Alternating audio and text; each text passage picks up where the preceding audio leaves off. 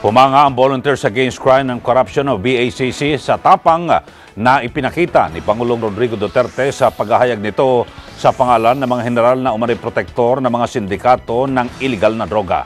Hindi rin makapaniwala ang grupo sa pagkakadawit ng mga opisyal na nakasama nila sa kanilang kampanya laban sa kriminalidad.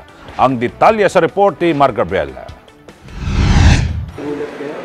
Kinagulat ng Volunteers Against Crime and Corruption ang ginawang paghahayag ni Pangulong Rodrigo Duterte sa pangalan ng 5 general na umano'y protektor ng sindikato ng iligal na droga. Pero sa harap nito, napahanga raw sila sa tapang na ipinakita ng Pangulo.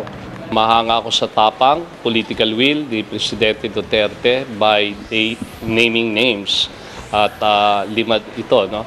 So ito rin, magandang pagkakataon din to sa 5 general na kung saan ito na yung pagkakataon nila na pwede nilang linisin ang kanilang pangalan. Gayunman, inamin din ng ebanghelista na ikinalungkot nila ang pagkakasangkot dito ng mga opisyal na nakasama nila sa kanilang kampanya laban sa kriminalidad.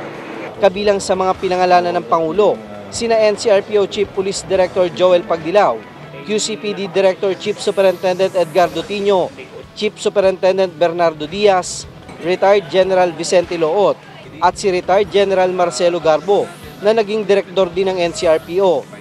Mabigat din ang aming nararamdaman kasi ito mga general to na kung saan ang dapat sila yung nagpoprotekta sa atin, nagsisilbi sa atin. So it's a big surprise, no? Samantala, bukod sa mga aktibong general, sinibak na rin sa pwesto at idinistino na sa Mindanao ang nasa 35 opisyal ng QCPD at NCRPO Anti-Illegal Drugs Group. Ilan daw kasi sa mga ito, kabilang sa mga tinaguriang ninja o yung mga pulis na nagre-recycle ng iligal na droga. Ayon sa PNP, kailangan nilang mag-report agad sa kanilang destino kung ayaw nilang ideklarang awol sa serbisyo. So dapat doon nakakapag-report sila kaagad.